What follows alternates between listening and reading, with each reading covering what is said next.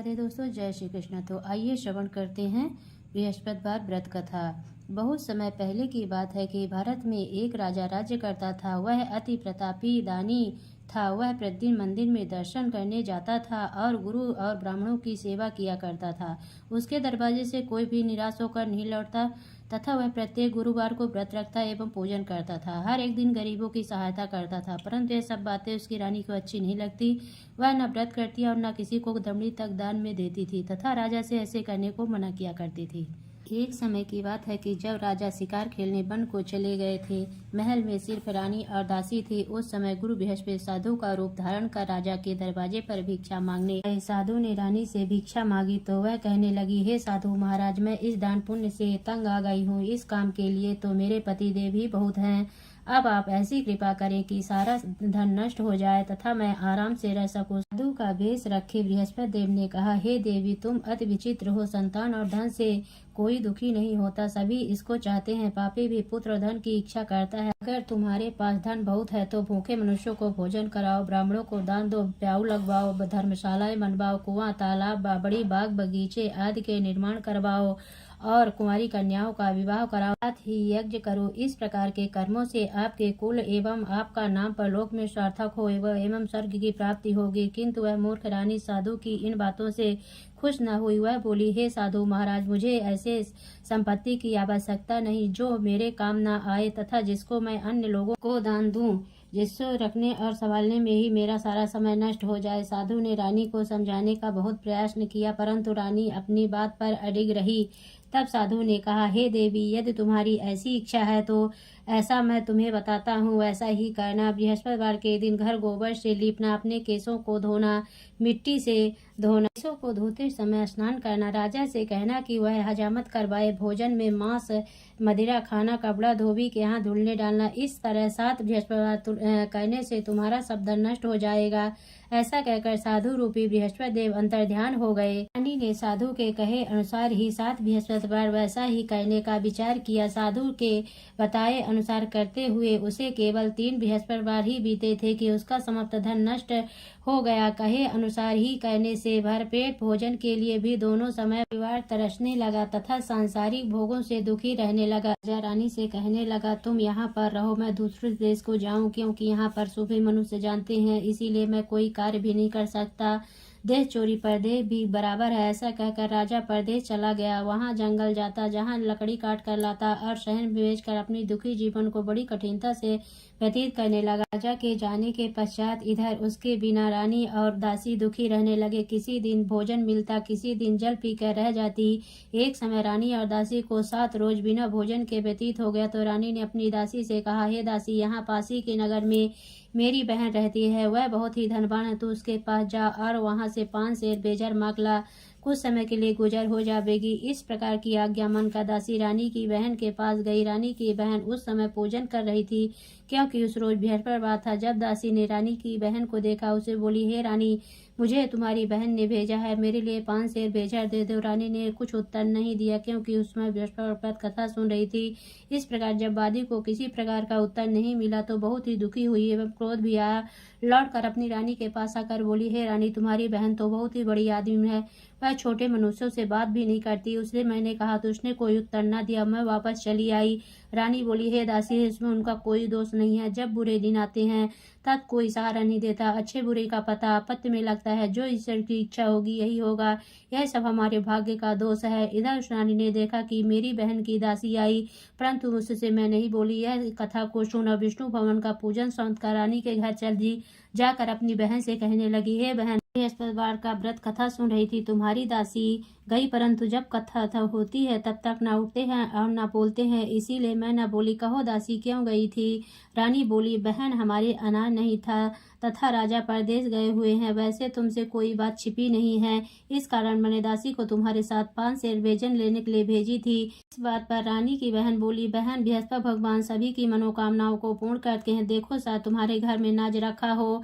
इस प्रकार का वचन सुना तो घर के अंदर गई और वहाँ एक बड़ा घड़ा भेजर का भरा मिल गया। तब तो रानी को आश्चर्य हुआ, क्योंकि उसके अनुसार का एक एक बर्तन अन्न से खाली था। उससे उसने बाहर आकर रानी को सारा वृत्तांत सुनाया। दासी अपनी रानी से कहने लगी, हे रानी, देखो, वैसे हमको नहीं जन्म नहीं मिलता तो हम रोज ही व्रत करते हैं। अगर उनसे व्रत की विधि या कथा पूछ ले जावे तो उसे हम भी किया करेंगे। और फिर दासी के कहने पर रानी ने अपनी बहन से बृहस्पति व्रत पूजा विधि एवं नियमों के बारे में विस्तार से पूछा। उन्होंने बताया, जो बृहस्पतिवार के व्रत से चने की दाल और मुनक्का से विष्णु भगवान का केले की जड़ में पूजन कर दीपक जलाता है, पीला भोजन करता और पीले वस्त्र धारण करता है तथा प्रेम पूर्वक बृहस्पति भगवान की कथा सुनता है, इस प्रकार करने से गुरु भगवान उस भक्त प्रसन्न होते हैं, धन अन्न पुत्र देते हैं, मन वांछित मनोकामना पूर्ण करते हैं। व्रत एवं पूजा की विधि बताकर रानी की बहन अपने घर लौट गई। तत्पश्चात रानी और दासी दोनों ने निश्चय किया कि बृहस्पति देव भगवान का व्रत एवं पूजन जरूर करेंगे। साथ जब बृहस्पतिवार उन्होंने व्रत रखा, घुड़सार से चाकर चना गुण बिल लाई तथा उसकी दाल से केले की जड़ का तथा विष्णु भगवान का पूजन किया। अब भोजन पीला कहाँ से पावे, बेचारी बड़ी दुखी हुई, परंतु उन्होंने व्रत किया था इसलिए गुरु भगवान प्रसन्न थे और 2 थालों में सुंदर पीला भोजन लेकर आए और दासी को देकर बोले, हे दासी, यह तुम्हारे और रानी के लिए भोजन है, तुम दोनों भोजन करना। दासी दो भोजन पाकर बड़ी प्रसन्न हुई, रानी से बोली, चलो रानी जी भोजन कर लो। रानी को इस विषय में कुछ पता नहीं था। वह दासी से बोली, तू ही भोजन करके तू हमारे व्यर्थ में हंसी उड़ाती है। रानी ने कहा, वह महात्मा हम दोनों को 2 थालों में भोजन देगा है, इसलिए हम तुम दोनों ही साथ साथ भोजन प्रारंभ करेंगे। उन्होंने गुरु भगवान को नमस्कार करके भोजन प्रारंभ किया। उसके बाद दोनों प्रत्येक बृहस्पतिवार को गुरु भगवान का व्रत और भोजन करने लगी। बृहस्पति भगवान की कृपा से उन दोनों को भी भोजन एवं धन की कोई कमी नहीं थी, परंतु रानी फिर पुनः उस प्रकार आलस करने लगी। तब दासी बोली, रानी, तुम पहले इस प्रकार आलस करती थी, तुम्हें धन के रखने उठाने में कष्ट होता था, जिस कारण सभी धन नष्ट हो गया। अब गुरु भगवान की कृपा से धन मिला है तो तुम्हें फिर आलस्य होता है। बड़ी मुसीबतों के बाद हमने यह धन पाया है, इसीलिए हमें दान पुण्य करना चाहिए तथा भूखे मनुष्यों को भोजन कराओ, पाऊ लगवाओ, ब्राह्मणों को दान दो, कुआं तालाब बावड़ी आदि का निर्माण करवाओ, कुंवारी कन्याओं का विवाह करो, मंदिर पाठशाला बनवा कर दान दो, कुंवारी कन्याओं का विवाह कराओ, जिसमें से आपका कुल और सम्मान बढ़े, आपके पितृ प्रसन्न हो। दासी की इन बात पर रानी ने इसी प्रकार कर्म करने प्रारंभ किए तो काफी यश फैलने लगा। एक दिन रानी और दासी विचार करने लगी, ना जाने राजा किस प्रकार से होंगे, उनकी कोई खबर नहीं। भगवान से उन्होंने प्रार्थना की। भगवान ने रात में राजा से स्वप्न में कहा, हे राजा, उठ तेरा ने तुझको याद के अपने देश को चलो। राजा प्रातः काल उठा और जात खाने और पहनने की शर्टिंग होती है, पर भगवान की आज्ञा मानकर अपने नगर को चलने को तैयार हुआ। उससे राजा प्रदेश चला। प्रदेश में दुखी रहने लगा। पश्चिम जंगल में से लकड़ी बीनकर लाता और शहर में अपने दुखी जीवन को बड़ी कठिनता से व्यतीत करने लगा। राजा दुखी होकर अपनी पुरानी बातों को याद करके रोने लगे। तब उस जंगल में बृहस्पति एक साधु का रूप धारण कर आकर राजा के पास आकर बोले, हे लकाड़े रे, तुम इस सुनसान जंगल में किस चिंता में बैठे हो, मुझको बतलाओ। यह सुन राजा के नेत्रों में जल भरा। साधु को वंदना कर बोले, हे प्रभु, आप तो सब कुछ जानने वाले हो। इतना कहकर साधु को संपूर्ण कहानी बतला दी। साधु रूपी भगवान राजा से बोले, हे राजन, तुम्हारी पत्नी ने बृहस्पति के दिन बृहस्पति देव का अपमान किया था, जिस कारण तुम्हारी यह दशा हुई। अब तुम किसी प्रकार की चिंता मत करो, भगवान तुम्हें पहले से अधिक धनवान करेगा। देखो, तुम्हारी स्त्री ने बृहस्पति देव का व्रत प्रारंभ कर दिया है। तुम मेरा कहा मानकर बृहस्पतिवार व्रत करके चने की दाल गुड़ जल के लोटे में डालकर केला का पूजन करो और फिर कथा सुनो, तुम्हारी सब कामनाएं पूर्ण होंगी। साधु के वचन सुनकर राजा बोला, हे प्रभु, मुझे लकड़ी बेचकर इतना पैसा नहीं मिलता जिसने भोजन करने के उपरांत कुछ बचा सकूं। मैंने रात्रि में अपनी रानी को व्याकुल देखा है, मेरे पास कुछ नहीं है जिससे उसकी खबर तो मंगा सकूं, और फिर मैं कौन सी कहानी कहूँ, यह मुझको कुछ भी मालूम नहीं है। जीन काल में एक ब्राह्मण था, बहुत ही निर्धन था, उसके कोई संतान न थे। उसकी स्त्री बड़ी मलिनता के साथ रहती, वह स्नान न करती, किसी देवता का पूजन पाठ न करती, सर्वप्रथम भोजन करती, बाद में अन्य कार्य करती थी। इससे ब्राह्मण देवता बड़े दुखी थे। बेचारे बहुत कुछ कहते, किंतु उसका कोई परिणाम न निकला। भगवान के स्त्री के रूपी रत्न कन्या पैदा हुई। वह कन्या अपने पिता के घर में बड़ी होने लगी। वह बालिका प्रातः स्नान करके विष्णु भगवान का जाप करने लगी। अपने पूजन पाठ को समाप्त करके स्कूल जाती तो मुट्ठी में जौ भर के ले जाती और पाठशाला के मार्ग में डालती जाती तो ये जौ स्वर्ण के हो जाते और लौटते समय उनको बीन कर घर को ले आती थी। एक दिन वह बालिका सोने के जौ को फटक कर साफ करी थी। उसके पिता ने देख लिया और कहा, हे बेटी, सोने के जौ को फटकने के लिए सोने का सूप होना चाहिए। दूसरे दिन गुरुवार था। इस कन्या ने व्रत रखा। बृहस्पति जी से प्रार्थना करके कहा, हे प्रभु, मैंने आपकी पूजा सच्चे मन से की हो तो मेरे लिए सोने का सूप दे दो। बृहस्पति देव ने इसकी प्रार्थना स्वीकार कर ली। रोजाना की तरह वह जल फैलाती जाने लगी।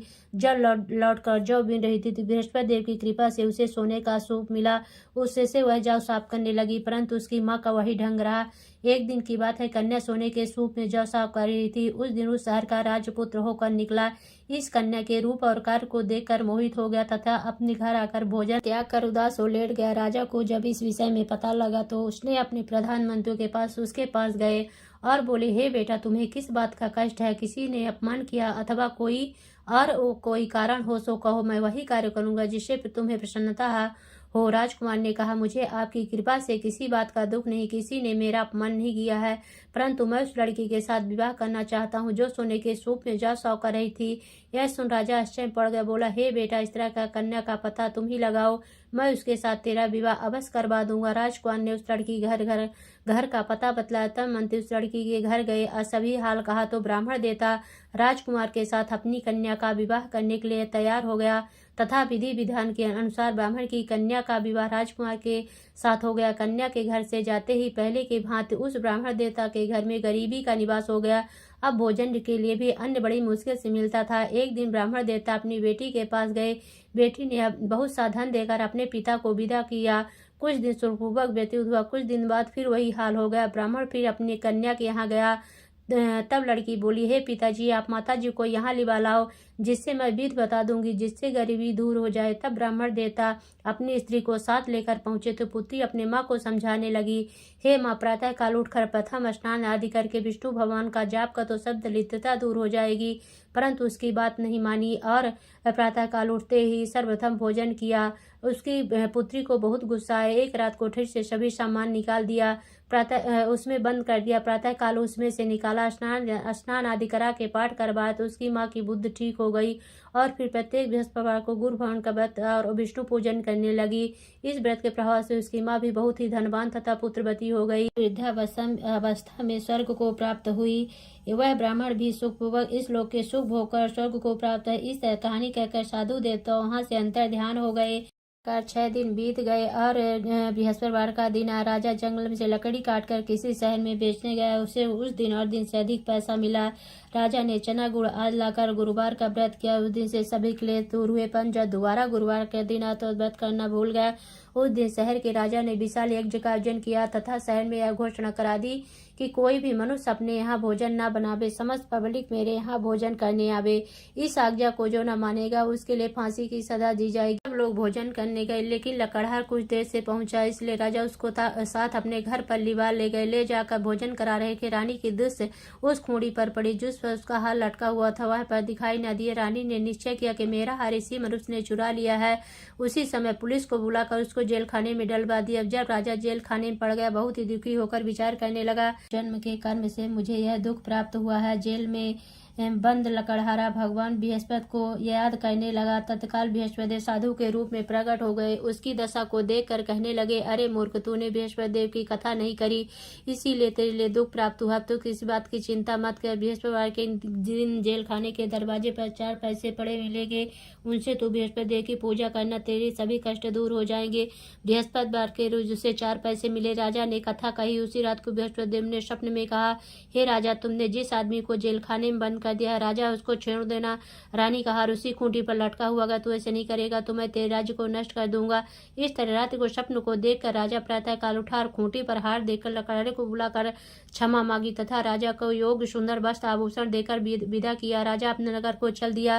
राजा जब नगर के निकट पहुंचा तो उसे बड़ा आश्चर्य हुआ। नगर में पहले से अधिक बाग, तालाब तथा बहुत से धर्मशालाएं, मंदिर आदि बन गए हैं। राजा ने पूछा कि यह सब किसका है? तब नगर के सब लोग कहने लगे, रानी और वादी के हैं। तो राजा को आशा हुआ, गुस्सा भी आया तब राजा ने अपनी तलवार निकाली और पूछने लगे कि अब बतलाओ कि यह धन तुम्हें कैसे प्राप्त हुआ है। तब उन्होंने कहा कि हमें सब धन यह बृहस्पति देव के इस व्रत के प्रभाव से प्राप्त हुआ है। तब राजा ने निश्चय किया कि 7 रोज बाद तो सभी बृहस्पति देव का पूजन करते हैं, परंतु मैं रोजाना दिन में 3 बार कहानी कहा करूंगा तथा रोज व्रत किया करूंगा। हर समय राजा के दुपट्टे में चने की दाल बधी रहती तथा दिन में 3 बार कहानी कहता। एक रोज राजा ने विचार किया, चलो अपनी बहन के यहाँ हो आवे।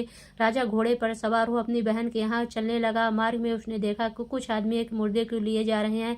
राजा ने कहा, अरे भैया, तुम मेरी बृहस्पति की कथा सुन ले। वे बोलो, लो हमारा तो आदमी मर गया है, इसको अपनी कथा ही पढ़ी है। परंतु कुछ आदमी बोले, अच्छा कहो, हम तुम्हारी कथा भी सुनेंगे। जब कथा आधु छिधु की मुर्दा हिलने लग गया। जब कथा समाप्त हो गई, मनुष्य राम राम करके खड़ा हो गया। आगे किसान खेत में हल चलाता मिला। राजा ने कहा, अरे भैया, तुम मेरी बृहस्पति की कथा सुन लो। वे बोला, जब तक मैं तेरी कथा सुनूंगा तब तक एक बार हरया जोत लूंगा, अपनी कथा किसी और को सुनाना। राजा के हटते ही बैल पछाड़ कर खाकर गिर गए तथा उसके पेट में जोर जोर से दर्द होने लगा। उसी समय उसकी माँ रोटी लेकर आई। उसने बेटे से सवाल पूछा। बेटे ने सवाल कह दिया तो बुढ़िया दौड़ती दौड़ती उस घुड़सवार के पास गई। बोली, मैं तेरी कथा सुनूंगी, तू अपनी कथा मेरे खेत पर चलकर कहना। राजा ने बुढ़िया के खेत पर जाकर कथा कही, जिसको सुनते ही के बैल खड़े हुए तथा किसान के पेट का दर्द बंद हो गया। राजा अपने बहन के घर पहुंच गया। बहन ने भाई की खूब मेहमानी की। दूसरे रोज जागा तो देखने लगा सब भोजन कर रहे हैं। राजा ने कहा, बहन, ऐसा कोई मनुष्य है जिसने भोजन न किया हो, मेरी बृहस्पति की कथा सुन ले। बहन बोली, हे भैया, यह लोग ऐसे हैं, पहले लोग यहाँ भोजन करते हैं, बाद में अन्य कार्य करते हैं। अगर कोई पड़ोस में हो तो देखा हूँ। ऐसा करके देखने चली गई, परंतु उसे ऐसा कोई व्यक्ति नहीं मिला जिसने भोजन न किया हो। अतः एक कुम्हार के घर गई जिसका लड़का बीमार था। उसे मालूम हुआ कि इनके यहाँ 3 रोज से किसी ने भोजन नहीं किया। रानी ने अपनी भाई की कथा सुनने के लिए कुम्हार से कहा। कुम्हार तैयार हो गया। राजा ने कुम्हार के घर जाकर कथा कही, जिसको सुनते हुए उसका लड़का ठीक हो गया। अब तो राजा की प्रशंसा होने लगी। एक दिन राजा ने कहा, बहन, हम अपने घर जाएंगे, तुम भी तैयार हो जाओ। राजा की बहन सास बोली, चली जा, परंतु अपने लड़कों को मत ले जाना, क्योंकि तेरी भाई की औलाद नहीं होती है। बहन बोली, हे भैया, मैं चलूंगी, कोई बालक नहीं जाएगा। राजा बोला, जब कोई बालक नहीं जाएगा तब तुम ही जाकर क्या करोगी। बड़े दुखी मन से राजा अपने नगर को लौट आया। राजा ने कहा कि हम निर्वंशी राजा, हमारा मुख देखने का धर्म नहीं, कुछ भोजन दान नहीं किया। रानी ने कहा, प्रभु बृहस्पति देव ने हमें सब कुछ दिया, हमें औलाद अवश्य देंगे। उसी रात को बृहस्पति देव ने स्वप्न में कहा, हे राजा, उठ, सोच को त्यागती रानी गर्भ से 9वें महीने में गर्भ से एक सुंदर पुत्र पैदा हुआ। तब राजा बोला, स्त्री बिना भोजन के रह सकती है, बिना कहे नहीं रह सकती। जब मेरी बहन आवे उसे कुछ कहना मत। रानी ने सुनकर हाँ कर दिया। जब राजा की बहन ने यह शुभ समाचार सुना, बहुत ही खुशी हुई तथा बधाई लेकर भाई के यहाँ आई। तभी रानी ने कहा, घोड़ा चढ़कर तो नहीं आई, गधा चढ़ी आई। राजा की बहन बोली, भाभी, मैं इस प्रकार न कहती, तुम्हें औलाद कैसे मिलती। बृहस्पति देव ऐसे हैं जैसे जिसके मन में कामनाएं सभी को पूर्ण करते हैं। जो सद्भावना पूर्वक बृहस्पति देव का व्रत करता है एवं कथा पढ़ता, सुनता, दूसरों को सुनाता, उनकी सभी इच्छाएं बृहस्पति देव पूर्ण करते हैं। इसलिए सब कथा सुनने के बाद प्रसाद लेकर जाना चाहिए। हृदय से उनका ध्यान करते हुए बोलो लक्ष्मी नारायण की जय, बोलो विष्णु भगवान की जय। ओम जय बृहस्पति देवा, स्वामी जय बृहस्पति देवा। छीनी छीनी भोग लगाऊं, कदली फल मेवा। ओम जय बृहस्पति देवा, तुम्हें पूर्ण परमात्मा, तुम्हें अंतर्यामी, स्वामी तुम्हें अंतर्यामी। जगत पिता जगदीश्वर, तुम सबके स्वामी। ओम जय बृहस्पति देवा। चरणामृत निज निर्मल, सब पातक हरिता, स्वामी सब पातक हरिता। सकल मनोरथ दायक, कृपा करो भरता। ओम जय बृहस्पति देवा। तन मन धन अर्पण कर, जो जन शरण पड़े, प्रभु जो जन शरण पड़े। प्रभु प्रगट तब हो करे, आकर द्वार खड़े। ओम जय बृहस्पति देवा। दीन दयाल दयानिधि, भक्तन हितकारी। पाप दोष सब हरता, भव बंधन हारी। ओम जय बृहस्पति देवा। सकल मनोरथ दायक, सब संशय तारो। विषय विकार मिटाओ, संतन सुखकारी। ओम जय बृहस्पति देवा। जो कोई आरती तेरी प्रेम सही सहित गावे, स्वामी प्रेम सहित गावे। ज्येष्ठानंद वंदे शो शो निश्चय पावे। ओम जय बृहस्पति देवा। बोलो विष्णु भगवान की जय।